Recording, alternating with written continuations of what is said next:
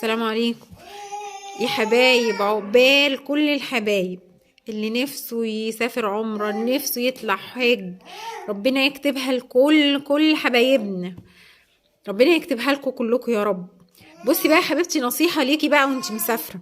اولا انا مسافرة انا والحج، فانا عملت شنطة ليا وشنطة للحج. ماشي، دي الشنطة بتاعت الحج. هو لسه محطش فيها لبس الاحرام بتاعه، انا بقى حطيت اللبس بتاعي ولبس الاحرام واللبس اللي هقعد بيه. ما تاخديش حاجات كتيره معاك، انا مش واخده حاجات كتيره. انا واخده له الحج بشكير، وانا واخده لنفسي فوطه او فوطين.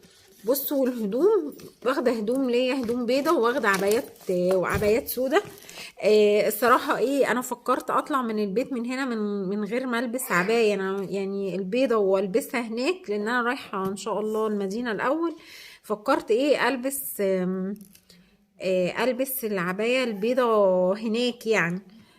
بس انا قلت لا، انا هلبسها وانا خارجه ان شاء الله من هنا. وهصور لكم طبعا لما اجي اخرج ان شاء الله باذن الله. عقبالكم كلكم والله. بصي بقى عشان تبقي عارفه، الحاج بتاخدي له غيار ولا غيارين، وبتاخدي له معاكي قفاطين طبعا عشان يلبسها وهو هناك، قفطان ابيض وقفطان تاني، مش شرط بقى الالوان بقى. اي لون بقى. خلاص طالما هو عمل العمرة بتاعته وخلاص وهيقلع لبس العمرة، فهيلبس قفاطين بقى يا بيضة، يا رصاصي، يا لون بني، اي لون بقى هيبقى موجود. وخدت له اللبس علشان لو حب يقعد بيه في الفندق وكده.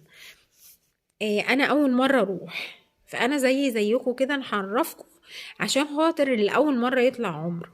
انا ما جبتش حاجات كتير، انا لسه عملت زي ما بيقولوا كده، جبت كيلو لحمة وسلقته، ورحت جاية مطلعه محمراه في سمنة، وحط عليه السمنة وحطاه في اكياس، موزعاه في اكياس، عملته في 3 اكياس.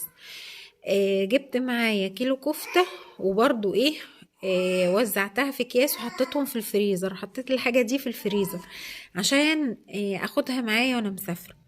وعملت عيش، بس الصراحة مش انا اللي خبزاه، انا وديته لواحده خبزت لي، ما قدرتش اخبز انا برضو من كتر اللف ما قدرتش.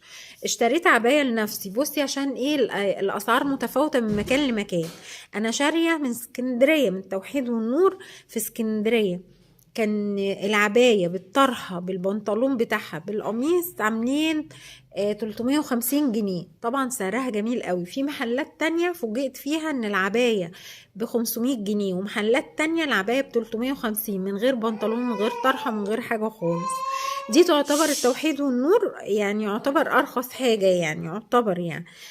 طبعا جبنا لبس الاحرام برضو الحج، قعدنا سألنا من هنا لهنا، المهم في الاخر اشتريناه برضو ب300 جنيه. بصي برضو هقولك، بتاخدي معاكي، ما تاخديش معاكي معلبات كتير. انا عن نفسي مش هاخد حاجات كتير، انا هجيب نص رومي هاخده معايا، وهناخده معانا علبة جبنة وتونة وفول. وهناخد معايا ليمون، لان كل اللي راح نصحني ان لازم اخد معايا ليمون، وليمون كتير يعني. نصحوني ان اخد تقريبا في حدود كيلو ليمون، بس انا ما اعرفش السبب. هم قالوا لي تقريبا عشان ما فيش ليمون هناك. اول حاجه هناك هتبقى غاليه شويه، فبرضو كلنا الحمد لله يعني، كل واحد مش هنقعد نقوله ان احنا كلنا يعني عندنا وفي مقدرتنا ان احنا نجيبه من هناك وكده. اللي مش في مقدرته يا جماعه، الليمون هنا رخيص دلوقتي، يقدر يجيب له كيلو في اللي هو مسافر. واي حاجه انا هلاقيها تفيدكم وتفيد الناس اللي هيطلعوا عمره هقولها لكم على طول. تبقوا انتوا بس قولوا لي في الكومنتات انتوا ايه اللي عايزين تعرفوه، وايه اللي هيبقى ناقصكم، وانا هقول لكم تعملوه. وبرده وانا هناك ان شاء الله باذن الله، وانا في قلب الحرم المكي او الحرم النبوي هصور. واللي عايزه تدعي اي دعوه انا هدعها لها والله ان شاء الله باذن الله. ربنا يستجيب بس يا رب، ويا رب يا رب يا رب يفرحنا كلنا ويفرح قلبنا. العمرة دي خير من عند ربنا.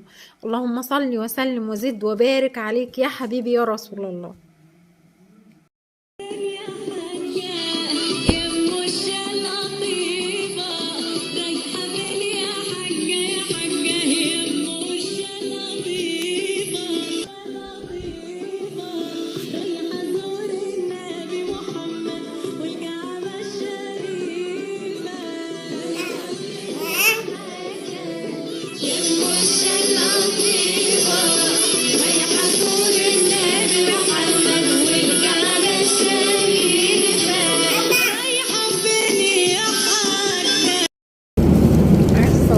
الوجبة اللي انا اخدتها في الطيارة. في عند تنسيق